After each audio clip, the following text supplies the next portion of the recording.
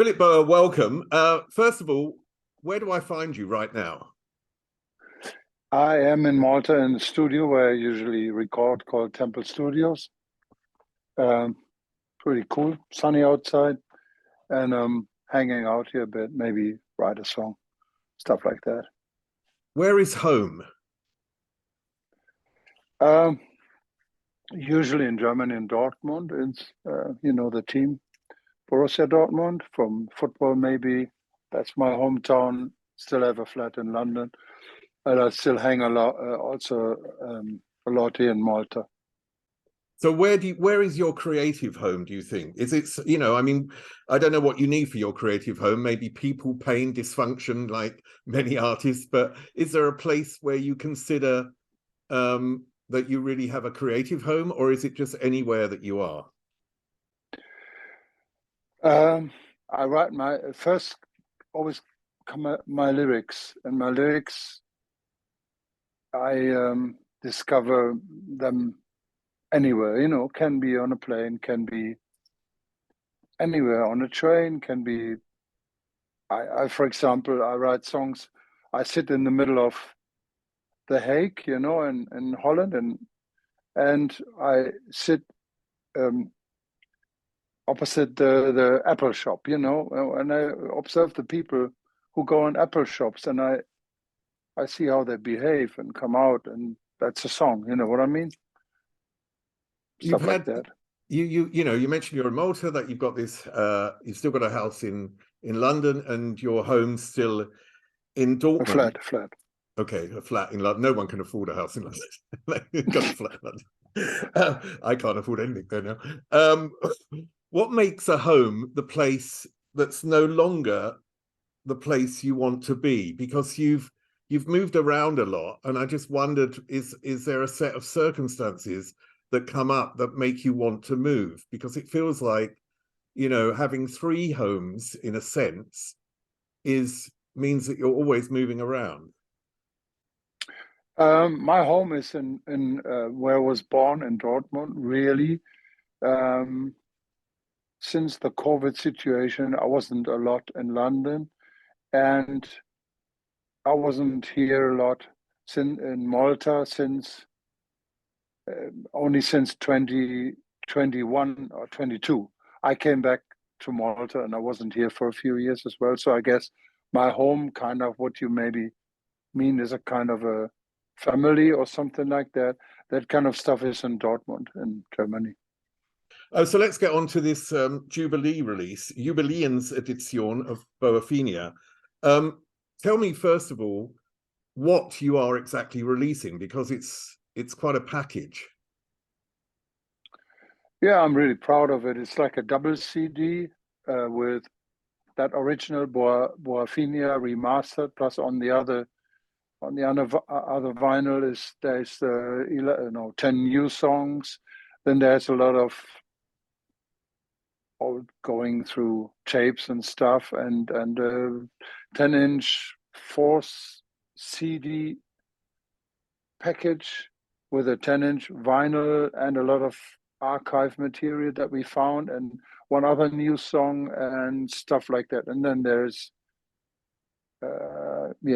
what did I say? Double CD, double vinyl, and that special box, big box, called, I think they call it yearbook nowadays, whatever that means.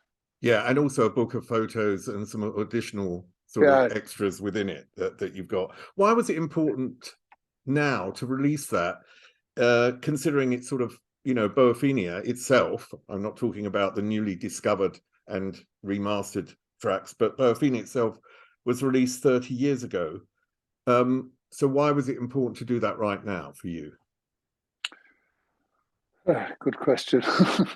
I think it was our most successful album, and I don't know, it's just nice, it's like I want to celebrate it, and it wasn't out, it wasn't available on any format really, so I'm proud that it's out. I want to celebrate it, and with the fans and stuff like that. I mean, you said you're going through old masters, I think it was, old master tapes, and like finding material. I'm a writer of scripts today, and when I write things, they come from, you know, a lot of pain that's inside, and it's almost like reworking that pain.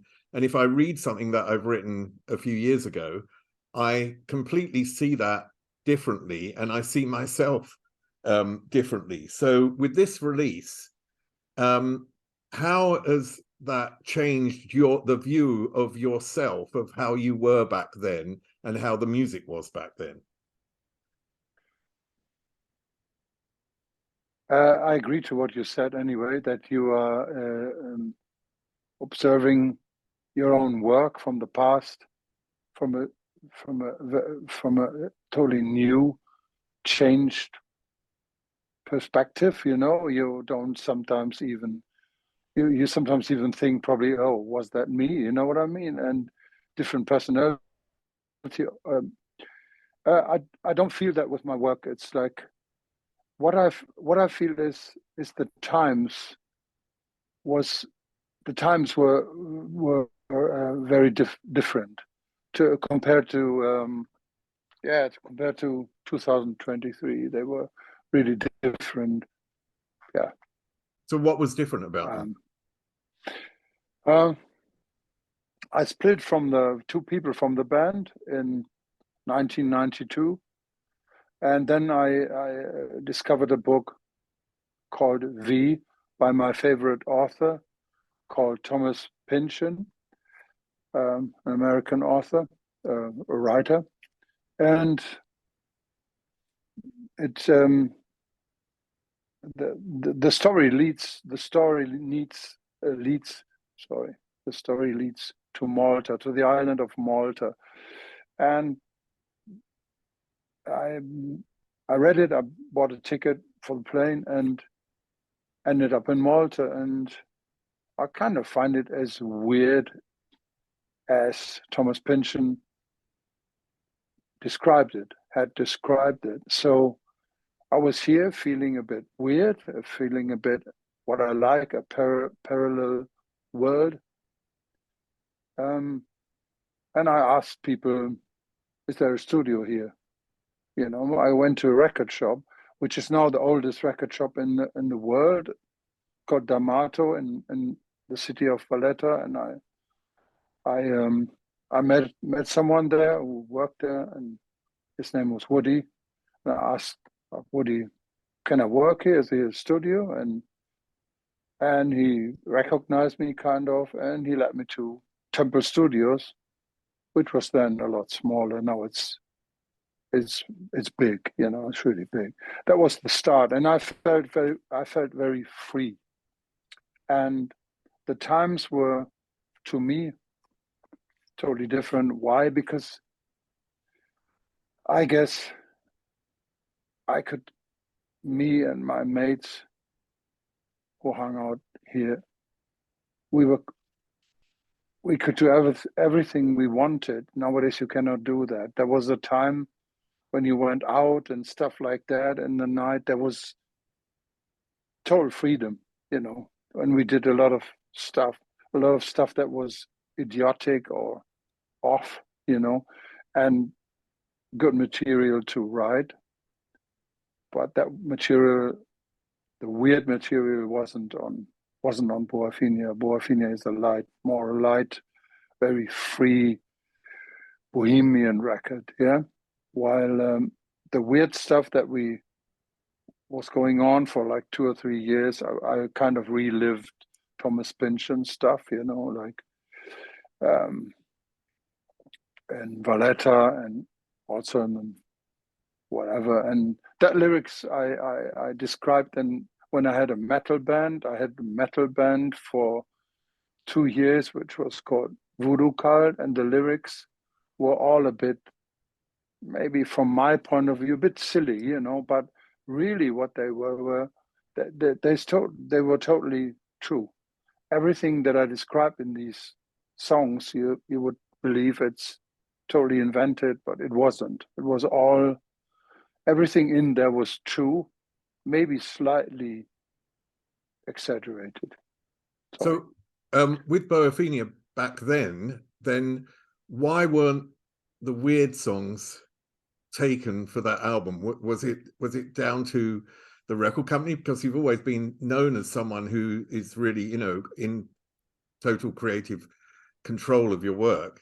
So I just wondered what the reason was that they were put to the side.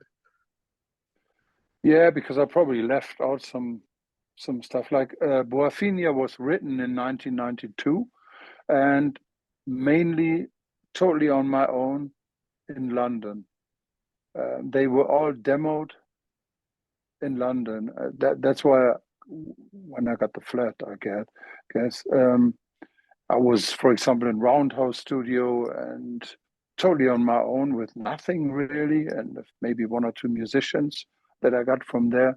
There was this guy called Gary Bron, who was really nice to me, gave me the studio for a real nice price, and that's where I think I wrote most of the material, and then took it. Maybe then came Malta, you know. So, but that's were exciting times, you know. Cool, really cool. So what do you like about Temple Studios? Because I know that Rammstein have recorded there, that Susie and the Banshees, and a whole horde of others. Is that important at all? That is there something, you know, that a lot of people always talk about? There's an atmosphere, or there's some way of, you know, there's a sort of nice way of working, or something like that. But what is it about Temple Studios that sort of appeals to you and has allowed you this sort of creativity?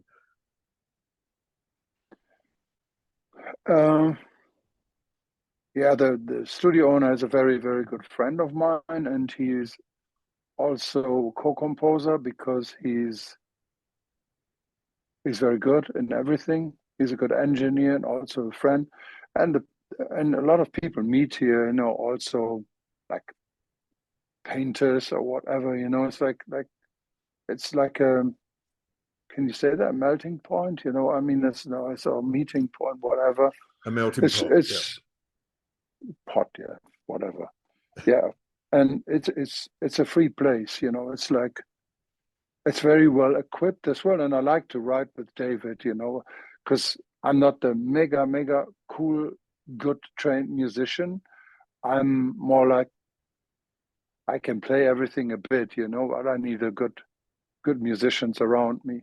I was very influenced when I was young by people like Japan or Roxy Music, yeah, like these people who did rock music or whatever, but not really. Also, they were using stuff like an oboe, you know, which was totally unused in that time.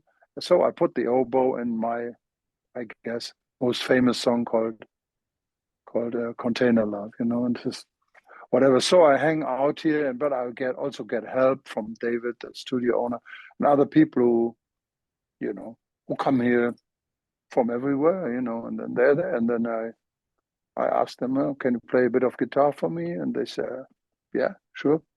And then I tell them, this is good, and this is not good, you know.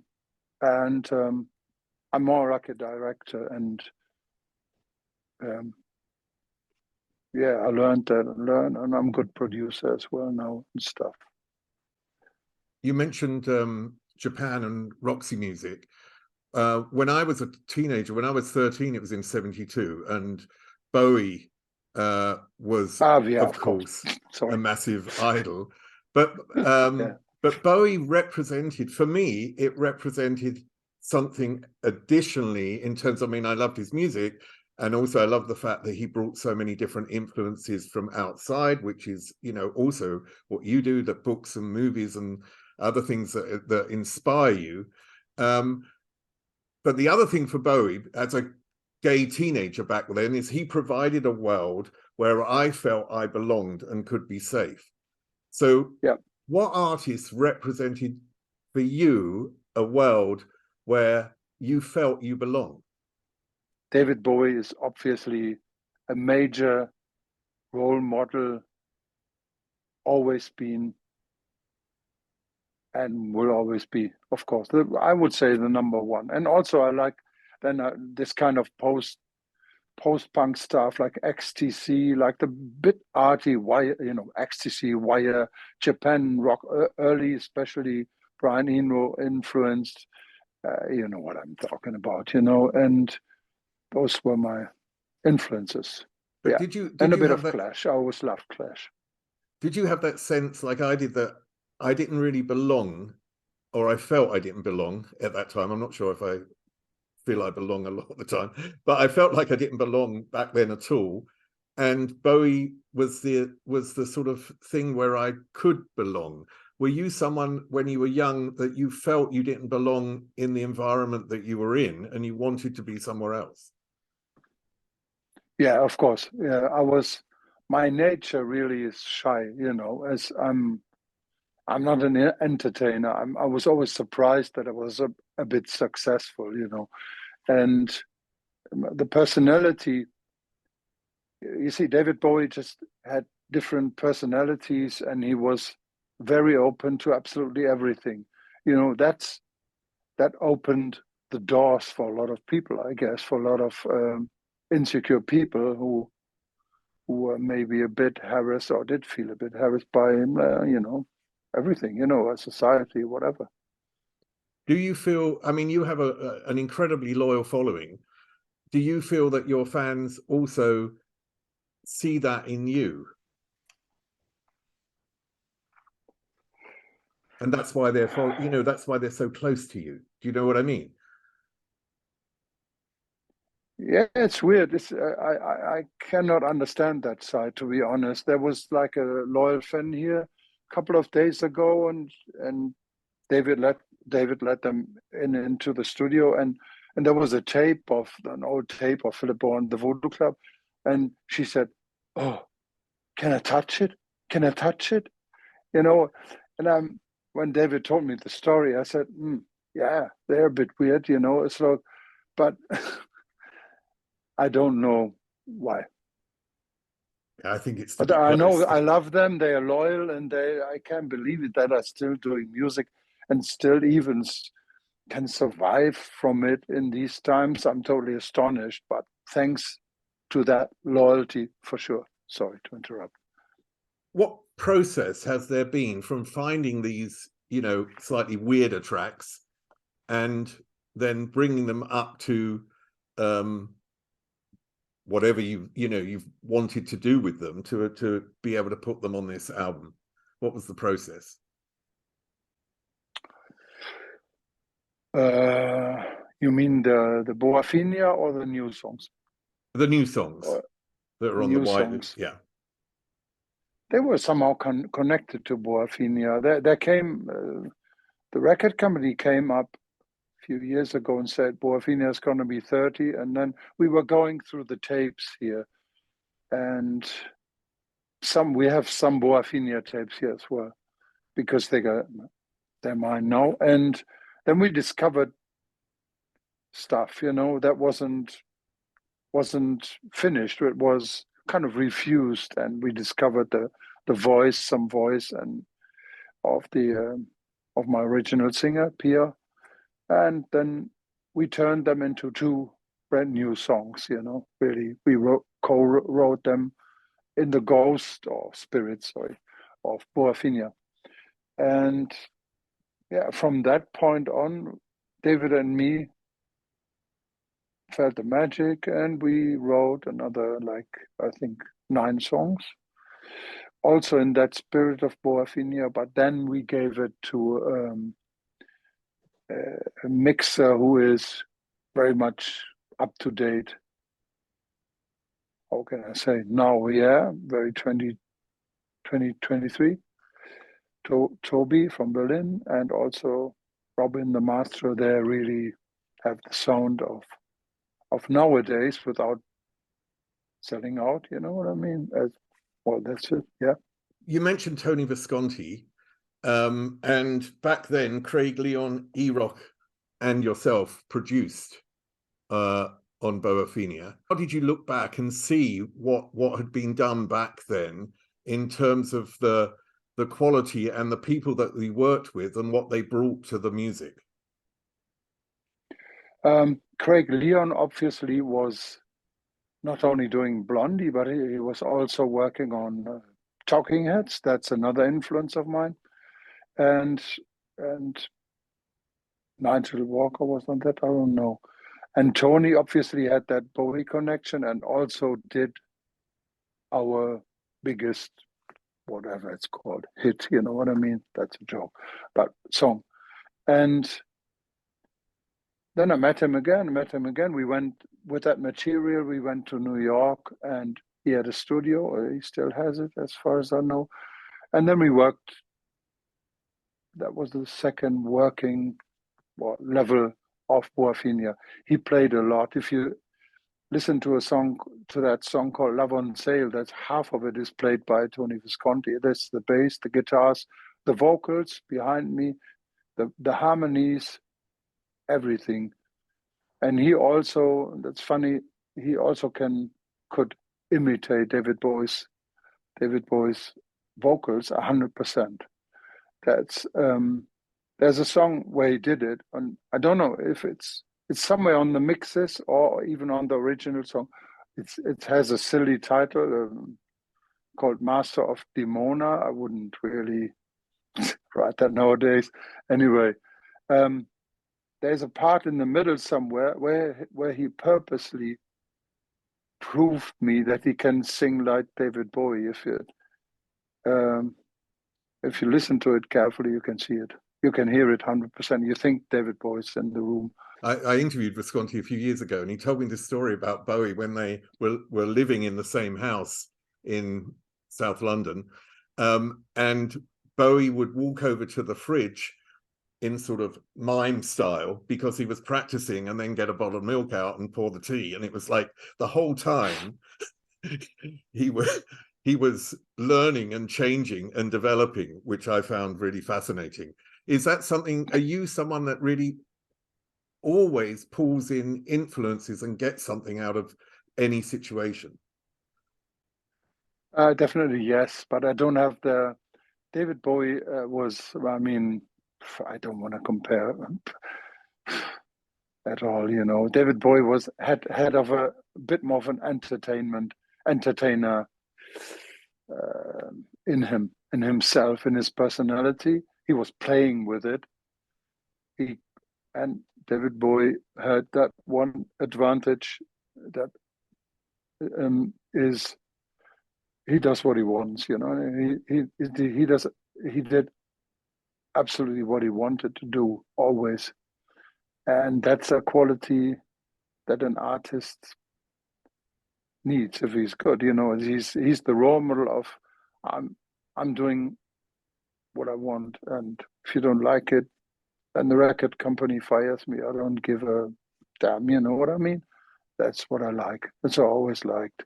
Say no to them. You know, record companies come here.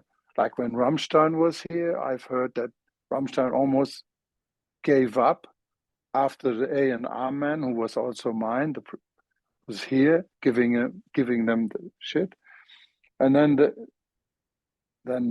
A&R man, the product manager, left, and they were 3 days. They couldn't work anymore because they were so, devastated. You know what I mean? Record companies back then, they could be evil, you know, and I always said no to them. You know, that's the art of saying no is cool. That's what I like. So I always got fired from the record companies. I had them all, and they've all fired me. And like Mark E. Smith with The Fall or whatever, you know what I mean? You do one record, then because you insulted them or something, which I always like to do also, and they kick you out, you know. You mentioned 2 tracks that are on Boaphenia, and one guy that I know called Larry Flick, who was the head journalist at Billboard for many, many years, he has a theory that the second track on an album is the track that the record company will want to release, and the 7th track on the album is the track that the artist loves most. And weirdly, you just mentioned both of them. So Love on Sale was the 2nd track, and Master of Demona, which you said was or Tony Visconti was prominently involved in that. Would you say that Love on Sale was the track that the record company definitely wanted to release, and Master of Demona was the track that you were into? Yeah, definitely. Yeah, of course. Even with David Bowie, it's if you're a fan of a good artist and you're a fan forever, it's not necessarily the singles that are the best about an artist. You know what I mean? It's what you're saying, track number 7 or track number 11 or whatever, that's the most interesting ones, who live even longer, but then, or singles, like, but I don't know what a single is nowadays, no idea. But the reason I mention that, it's symbolic of a battle with the record company. That was it. That the record company will want one thing and the artist may want another, but the record company sort of put it a little bit back into obscurity, and today is very different. So that was my real point. Have you mellowed since 30 years ago in any way? In a lot of, I don't know. I'm a bit nicer nowadays, but I'm mild, sometimes. And I'm getting less angry, which is good, I think. What do you feel you were angry at? Oh, you want to become political? Yeah, it's your interview, not mine. I know, but I don't want to go into like war and stuff like that. If I feel something is unfair, if I feel someone is not telling the truth, if I feel that someone doesn't say what he thinks and lying, and these are the things. And what is it called in Germany? We call it Doppelmoral, means double morality. Can you say that? Double you know standards, what I mean? I would say. One standard for yourself. Double standards. Yeah. You have often said you don't look back on the past, but how does that fit in with the release of this album and the extra tracks? Yeah, good question. Good question. It's just that people like me always, I had every record company firing me. Sometimes I want to be. It has something to do with pride. You know what I mean? Sometimes I want to show people like, hey, my material still, thanks to people like Craig Leon and Tony Visconti and stuff like that, it doesn't sound dated. You know what I mean? And I want to show to people that my work after 30 years sounds, it's not outdated. It sounds fresh, and it's timeless. And some people that are still interested in the work I've done, that's always like, you're a bit proud of it, and you're happy that someone releases it. That's it, like. You mentioned the 2 tracks with Pia's vocals that you've used.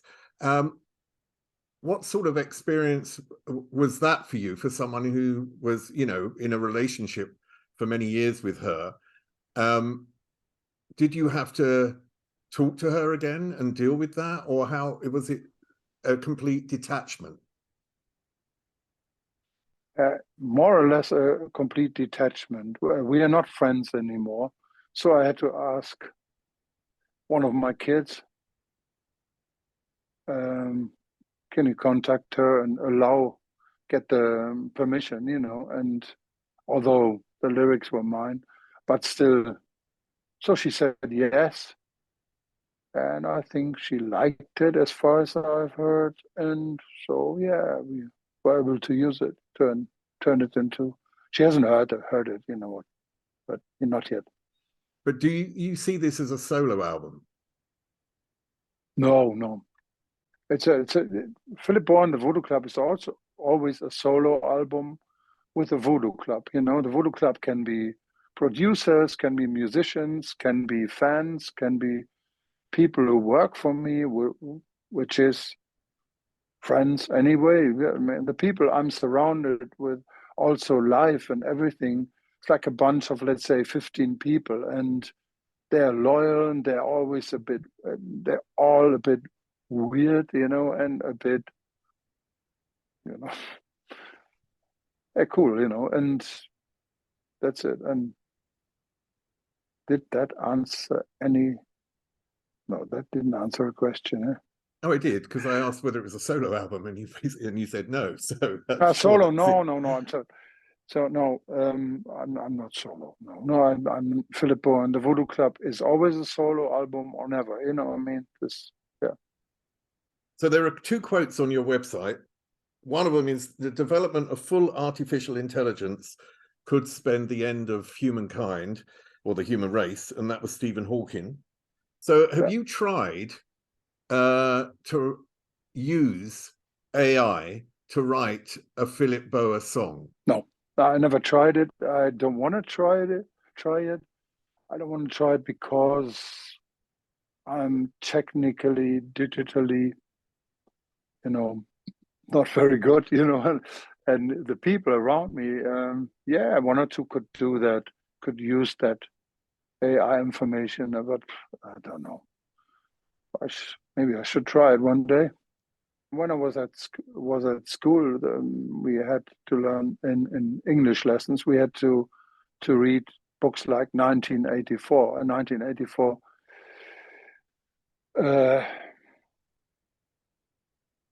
That's a heavy influence, you know, and it was for Bowie and for other people. And now we are there, you know. It's just sometimes I'm a bit worried about it, you know, but I don't want to be frustrated about it. But here and there, I'd like to sing about it a bit, you know, and that I'm maybe a bit afraid. And Stephen Hawking must know, really, you know, I really like that guy, and he was also funny, you know, and I just picked that up because sometimes it hits my thoughts, you know. Then I wonder what you're going to think of this, because I went in earlier and I wrote, give me 3 questions for Phillip Boa. And so I'm going to give you the 3 questions and see what you think. Well, You've been making music for over 30 years. How has your creative process evolved over time, and what keeps you motivated to continue creating? Good question, bad question? No, that's a good question. It's like just, you know, in the COVID times, I was sitting there and I was reading and watching every series that was cool, you know, like 5 times, and then you sit there and said, I want to write a song. I want to go away from me and want to write a song, and made me, you know, made me crazy, absolutely crazy, that I couldn't write songs. It's just, and that made me find out that I like it. Just like creating music, you know. It's like, it's fun, you know. That's it. Things are simple sometimes. It's just fun, and playing gigs and stuff like that, and talking about music and all that. It's just fun, you know. So the second question was, your lyrics often touch on themes of alienation, dystopia, and social commentary. How do you see your role as an artist in reflecting and commenting on the world around us? Minimal, you know. I just have absolutely no influence on anyone. I don't know who wrote that, you know. I like that dystopia stuff, and what they mean is like people, books like Bleeding Edge by Thomas Pynchon and stuff like that. But I don't think I have any influence on anything, you know. Okay, the third question, this is the last one, but I think this is one that I would never ask anyone. Anyhow, you've been a part of the German music scene for decades. How do you see the current state of the industry, and what advice would you give to up-and-coming musicians trying to make a name for themselves? Well, that's a bit of an evil question, you know, because let's say 15 years ago, I would have answered, just say no, learn to say no.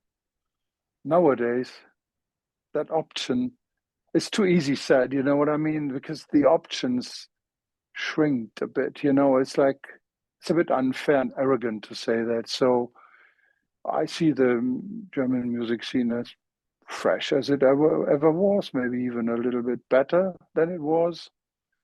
And I would never give any lecture or advice to them because I'm from the 80s and 90s, yeah. Okay, the other quote on your website is, "A desk is a dangerous place from which to view the world," and that's from John le Carre. How dangerous is a mixing desk? And I see that as somewhat isolated in some way in terms of viewing the world. What John le Carre meant is that a lot of people write about stuff that they've never seen, that they've never experienced. You cannot write about Libya if you haven't been in Libya. You know what I mean? As an example, well, I have been, and the point is, a lot of writers really, or especially forget that one.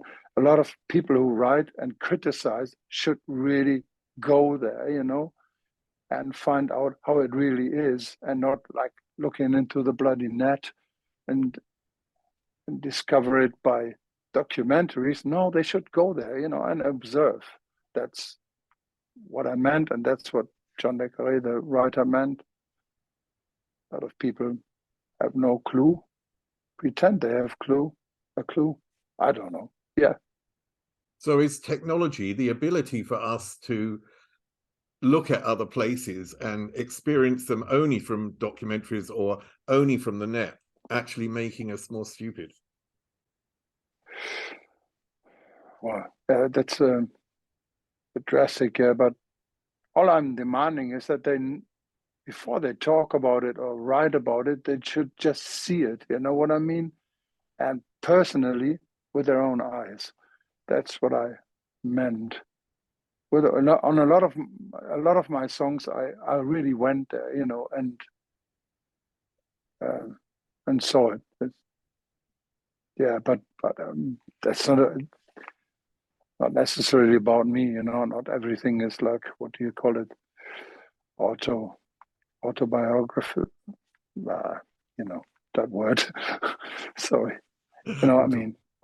Personal, Sometimes my language is a bit limited because I haven't been in English-speaking language for a longer time, countries because of COVID and stuff. So sorry, I'm not trained enough at the moment. Yeah, I have the same thing. When I'm in here in Germany, I'm English, and when I'm in England, for some reason now, because I change the words around a little bit or come out with a German word, I'm European in some way. So Yeah. So I get that completely, that you lose part of the language wherever you are.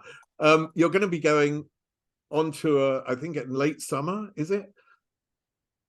Yeah, I think we start end of September or something, and then go on till, we don't know. We'll see. And, we have already played a lot of shows. But in terms of this album and these new tracks and so on, there'll be ones that you will take with you. I mean, obviously you've done Boaphenia tracks before, but these new tracks, you will be taking those on tour and in front of an audience, and that's part of what you want to do in the future. Yeah, I think the next 10, 15, 20 shows or whatever or more, we're going to concentrate a bit on the old Boaphenia stuff and a couple of the new songs. Yeah. My final question: what happened to Paul, the guy that worked in a club that relates to the Container Love and also Love on Sale? What was the last word you ever heard about him? I lost track, but I know that he died, and I know there's even I don't know. He was real, He was speaking like that, or like I'm singing or telling the story in the Container Love one. He was talking like that. He was somewhere between reality and you know what I mean, dreaming, you know. And he was a happy man, although he was jobless and all that. And he was a bit abused then later in the song Love on Sale. He was a bit abused. But then he was real, you know. He was a happy person with a very unhappy fate. And he was handling it quite well, you know. It's a sad song, but then in the chorus, the Container Love chorus is positive. You know what I mean? Because he was like that, he managed his own fate, you know, quite well. I want to thank you for the interview, but I also want to thank you for your cultural input into the world, because I think artists are often not told, and I think that journalists or people who interview them, I don't really see myself as a massive journalist, but people who interview them should also show respect for what they've brought into the world. And certainly with Boaphenia, you had a massive impact. So I want to thank you for that and wish you success with this wider box set and album. So Phillip Boa, thank you very much. And thank you, Steve. Thank you. Up there is an interview I recommend. Down there is where you can find all the podcast interviews. And here is where you can connect.